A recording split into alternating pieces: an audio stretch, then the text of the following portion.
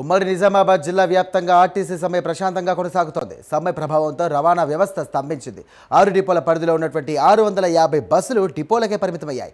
అత్యవసర పనులపై వెళ్లాల్సిన ప్రయాణికులు అవస్థలు పడుతున్నారు. నిజామాబాద్, బోధన్, కామారెడ్డి, ఎల్లారెడ్డి, బాన్సువాడ అలాగే ఆర్మూర్ డిపోల వద్ద కార్మిక సంఘాలు నిరసన వ్యక్తం చేస్తున్నాయి. ఆర్టీసీ సమ్మెకు సంబంధించి మరింత సమాచారం మా కరెస్పాండెంట్ రాజేష్ ఇప్పుడు అందిస్తారు. ఆర్టీసీ సమ్మె సైరన్ మోగించింది.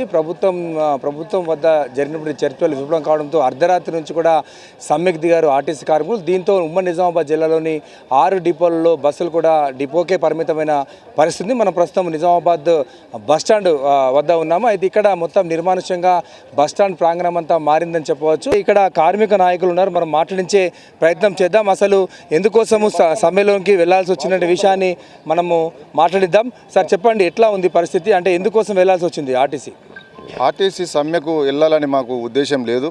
మా రాష్ట్ర జేఏసీ మరి గత 40 రోజులుగా విజ్ఞప్తి చేస్తూనే ఉన్నది ప్రభుత్వానికి కానీ సంస్థకు కానీ. మరి మమ్మల్ని పిలవండి, సమస్యలు పరిష్కరించండి అని చెప్తా ఉన్నారు. ఈ రాష్ట్ర ప్రభుత్వం గౌరవ ముఖ్యమంత్రి గారు, రవాణా శాఖ మంత్రి గారు ఇచ్చినటువంటి మాటనే నిలబెట్టుకోమంటున్నాం.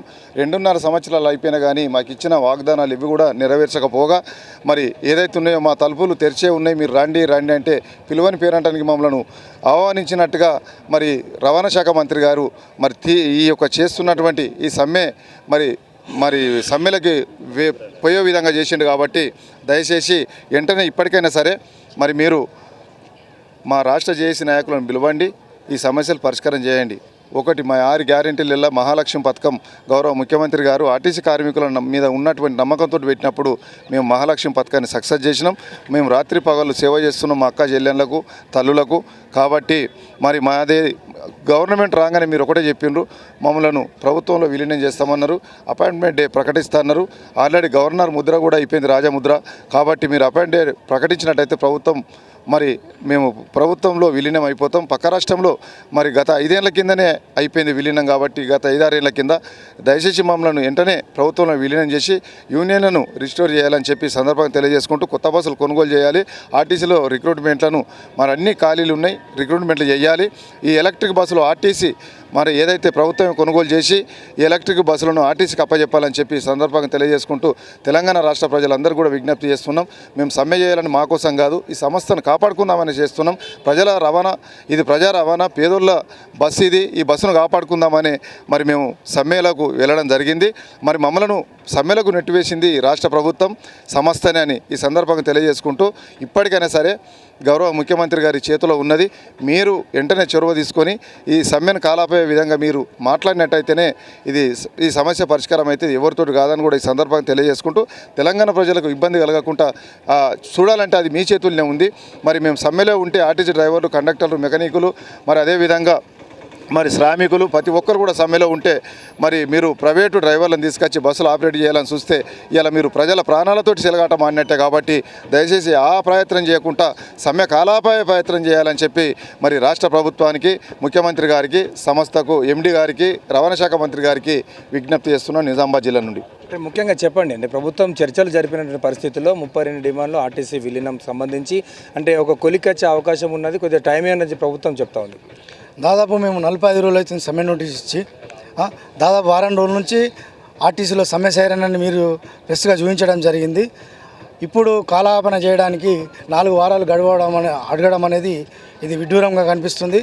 ఎందుకంటే ఆ రోజు బీఆర్ఎస్ ప్రభుత్వము ఆర్టీసీని నిర్విఘ్నం చేస్తే మీరు హామీ ఇచ్చారు మాకు, మేము మా ప్రభుత్వం ఏర్పడగానే ఆర్టీసీని ప్రభుత్వంలో విలీనం చేస్తాము, మీకు బకాయి ఉన్న 2 PRCలు ఇస్తాము అని చెప్పి మీరు చెప్పడం వల్ల మేము మిమ్మల్ని భుజాల మీద మోసుకొని ఈరోజు ఈ ప్రభుత్వం ఏర్పడే దిశగా ఆర్టీసీ ప్రతి కార్మికుడు చొరవ తీసుకొని ఓట్లేసి ఈ ప్రభుత్వాన్ని గెలిపించుకున్నాము. మరి మీరు మమ్మల్ని పట్టించుకోకుండా అదే మొండి వైఖరిగా వెళ్తున్నారు. ఎందుకంటే మీరు ఒకటి గుర్తుపెట్టుకోవాలి, గౌరవ ముఖ్యమంత్రి గారు ఇప్పటికైనా చొరవ తీసుకొని ఈ ప్రజల ప్రాణాలతో చెలగాటమాడుతున్నటువంటి ఈ ప్రైవేట్ డ్రైవర్లను తీసుకొచ్చి బస్సులు నడిపించి యాక్సిడెంట్ చేయడం కరెక్ట్ కాదు. ఎందుకంటే నేను ఈ నిజామాబాద్ జిల్లా జేఏసీ నుంచి ఒకటే చెప్తున్నాను, ఇప్పుడున్న ముఖ్యమంత్రి రేవంత్ రెడ్డి గారి గురువైనటువంటి చంద్రబాబు నాయుడు గారు అప్పుడు ఏపీఎస్ఆర్టీసీలో 23 రోజులు సమ్మె చేసిన తర్వాత ఓడగొట్టిన చరిత్ర ఆర్టీసీ కార్మికులదే. ఇప్పుడు మీ ప్రభుత్వం ఏర్పడడానికి బీఆర్ఎస్ ప్రభుత్వం 9 ఏళ్ళ బీఆర్ఎస్ ప్రభుత్వాన్ని ఓడించిన చరిత్ర ఆర్టీసీ కార్మికులదే. దయచేసి మీరు గమనించి మరి ఇప్పటికైనా కనువిప్పు చేసుకొని మరి ఆర్టీసీ కార్మికులకు అటు ప్రజలకు మంచి రవాణా కలిగిస్తారని ఆశిస్తూ ముఖ్యంగా చెప్పండి, ప్రధానమైన డిమాండ్ ఏంది? ఆర్టీసీ అపాయింటెడ్ ప్రకటించాలండి, యూనియన్లను రికగ్నైజ్ చేయాలి. మళ్ళీ ఏదైతే ఇప్పుడు జేబీఎం బస్సులు తీసుకుంటున్నారో, ఒక జేబీఎం బస్సు వచ్చేసి 1.5 కోటి అండి. 5 బస్సులు తీసుకున్నట్టయితే 36 లక్షల సబ్సిడీ వస్తుంది. 5 బస్సులు తీసుకున్నట్లు ఒక్క బస్సుకు 30 లక్షల సబ్సిడీ వస్తుంది. 5 బస్సులు తీసుకున్నట్టే 6వ బస్సు ఫ్రీగానే వస్తుంది. మేము అడిగేది ఏంటంటే అదే బస్సుల్ని ఆర్టీసీకి ఇచ్చేస్తే మేము కూడా మెయింటైన్ చేస్తాము. మాలో మంచి నిపుణులైనటువంటి మెకానిక్స్, టెక్నీషియన్స్ అందరూ ఉన్నారు. మా ప్రధాన లక్ష్యం ఒకటే అండి, బడుగు బలైన వర్గాల రవాణా సాధనము బస్సు. ఈ సంస్థను కాపాడుకోవాల్సిన బాధ్యత మనందరిపైన ఉంది. కాబట్టి మేము మా జేబీఎం బస్సులను కూడా మా ఆర్టీసీకి ఇవ్వాలని కోరుకుంటున్నాం. రైట్, మహిళా కార్మికులను మనం ఒకసారి మాట్లాడించే ప్రయత్నం చేద్దాం. మేడం చెప్పండి, అసలు సమ్మెకి వెళ్తూ ఉన్నటువంటి పరిస్థితి ఉంది, ఎట్లా ఉంది ఇక్కడ? సమ్మకి వెళ్ళాలని మాకు కూడా ఏం ఇంట్రెస్ట్ లేదు సార్. కాకపోతే మీరు ఇచ్చిన హామీలలో ఇది కూడా ఒకటి. ఫస్ట్ ఇంకా మీరు సీఎం కాగానే మాకే ఫస్ట్ హెల్ప్ చేస్తారనుకున్నాము. మీరు సీఎం కాకముందు మాకు ఎంత హెల్ప్ చేసిరో, ఎవరు బయట రాజకీయ నాయకులు ఎవరు రాకుండా మీరు మా కోసం ఫైట్ చేసి వచ్చిర్రు మా సమ్మె దగ్గరికి. అట్లనే మాకు ఇంకా మంచి చేస్తారనుకున్నాము, కానీ మీరు ఎట్లా చేస్తే మంచి అనిపిస్తలేదు సార్. కాకపోతే మాది అందరిది ఒకటే ఉద్దేశము, మమ్మల్ని ప్రభుత్వంలో విలీనం చేయాలని కాదు, ఆల్రెడీ ప్రభుత్వంలో విలీనం చేయాలని గవర్నర్ ఆమోదం అయిపోయింది. మీరు ఓన్లీ డేట్ డిక్లేర్ చేయడమే ఉంది అంతే సార్. మమ్మల్ని ప్రభుత్వం విలీనం చేసి మాకు వచ్చే పీఆర్సీలని మాకు ఇప్పిస్తే బాగుంటుందని అనుకుంటున్నాం. అందరూ అన్నీ అంటే వేరే డిపార్ట్మెంట్ కించపరిచినట్టు కాదు, అందరికీ అన్నీ వస్తాయచ్చు, కానీ మా డిపార్ట్మెంట్ మాత్రమే కావాలంటే ఇట్లా బయటకు రావాల్సి వస్తుంది. అంటే రోడ్ ఎక్కి మాకు ఇది కావాలని చెప్పుకోవాల్సిన పరిస్థితి వస్తుంది. అట్లా కాకుండా మమ్మల్ని కూడా అర్థం చేసుకోరి. ఇప్పుడు ఈ జనరేషన్లో ఏ వస్తువులు ఏం రావు ఊరికనే, దీన్ని బట్టి మాకు కూడా హెల్ప్ చేస్తారని చెప్పేసి కోరుకుంటున్నాం అంతే. అది ఇటు కార్మికులు అయితే తమ యొక్క డిమాండ్లను అయితే చెప్తున్న పరిస్థితి ఉంది. అయితే మొత్తం మీద ఓవరాల్గా ఉమ్మడి నిజామాబాద్ జిల్లా వ్యాప్తంగా దాదాపు అంటే 6 డిపోలకు సంబంధించి 650 బస్సులు ఇప్పటికే ఎక్కడికక్కడ ఆగిపోయిన పరిస్థితి ఉంది. అయితే ప్రైవేట్ వాహనాలు ద్వారా అంటే వచ్చినటువంటి ప్రయాణికులు వెళ్ళే ప్రయత్నం చేస్తున్నారు. అవి కూడా రేట్స్ హైక్ కావడంతో రేట్స్ ఎక్కువ వసూలు చేస్తున్నారని చెప్పేసి ప్రయాణికులు చెప్తున్న పరిస్థితి ఉంది.